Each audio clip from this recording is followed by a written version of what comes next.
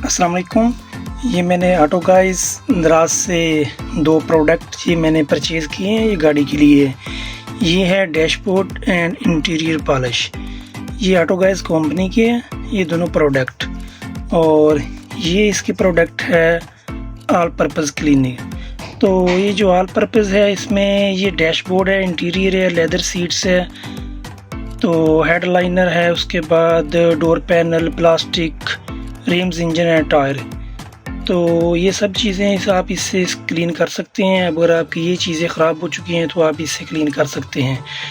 तो ये dashboard polish है, ये सिर्फ डैशबोर्ड की पॉलिश के लिए आप इस्तेमाल कर सकते हैं। तो गाड़ी के अंदर अगर आपका डैशबोर्ड पर कुछ खराशियाँ आ गई हैं, डैशबोर्ड जिस तरह स्टीयरिंग वगैरह, तो आप उसकी इस तरीके से पॉलिश कर सकते हैं। ये दोनों 500 ml बोतल है। तो इसके साथ ये शावर पहले से ही उन्होंने दिया हुआ है। शावर काफ़ी अच्छी क्वालिटी का है। तो ये शावर के ऊपर ये बटन लगा हुआ है, इधर से आप ऑफ़ कर सकते हो। जब इसको ऑफ़ करेंगे तो फिर ये चलेगा नहीं। तो जैसे ही आप इसको इधर करेंगे तो ये देखें इधर स्प्रे का ऑप्शन आ गया है। तो आप इस तरीके से आप ये आपकी लेदर सीट है, आप पहले इसको ऐसे थोड़ा सा स्प्रे कर लेना है।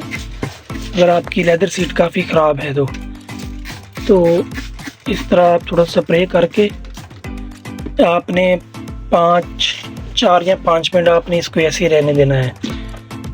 तो इसके बाद आपने किसी साफ़ कपड़े से इसको आपने क्लीन कर लेना है। तो इसका मैं आपको रिज़ल्ट दिखाता हूँ अभी इसका कैसा रिज़ल्ट है। ये मैं पहली दफ़ा यूज़ कर रहा हूँ। ये मैंने लेदर सीट और छत के लिए जो छत का कपड़ा होता है ना वो काफ़ी ख़राब हो जाता है। ये देखिए ये काफ़ी ख़राब है ना कपड़ा। तो इधर भी हम इसको स्प्रे करके देखते हैं ये इधर से ये साफ़ करता है या नहीं करता।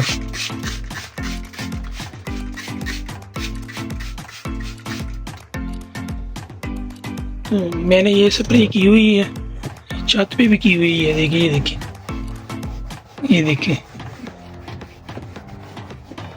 तो इसको मैं अब साफ़ करता हूँ। तो ये सीट है।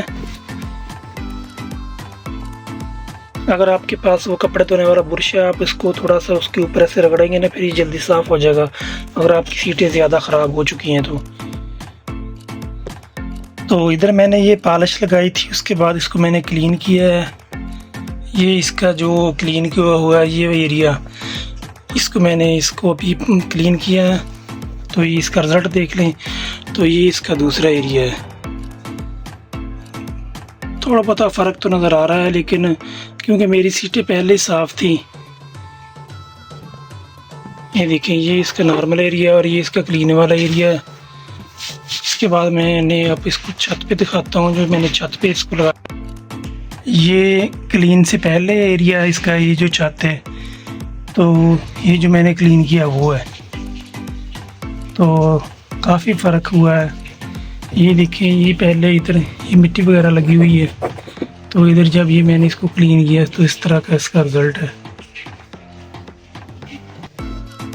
थोड़ा सा आपको मेहनत करनी पड़ेगी। तो आप इसको अगर ब्रश के साथ करोगे ना क्लीन, तो फिर ये इस तरह की ये निकला है। ये देखें ये दूसरी बोतल है, ये भी 500 ml की है। ये डैशबोर्ड पॉलिश है। तो इसको भी हम अप्लाई करके देखते हैं इसका कैसा रिज़ल्ट है।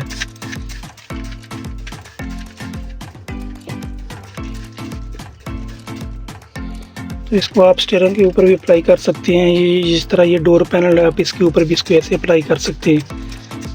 ये प्लास्टिक की जितनी प्रोडक्ट है ना, ये सब के लिए यूज़ होती है पॉलिश। थोड़ी देर आप इसको ऐसे रहने देते हैं। उसके बाद आप इसको किसी साफ़ कपड़े के साथ इसको आपने साफ़ कर लेना है। ये डैशबोर्ड पॉलिश का रिज़ल्ट जो ऑल क्लीनर है उससे बेहतर है काफ़ी ज़्यादा। ये देखिए डैशबोर्ड की लुक की बदल गई है। ये देखिए पहले स्टीयरिंग काफ़ी इसका जो ख़राब था, पॉलिश करके ना काफ़ी अच्छा हो गया है। इसका मीटर वगैरह देख लें।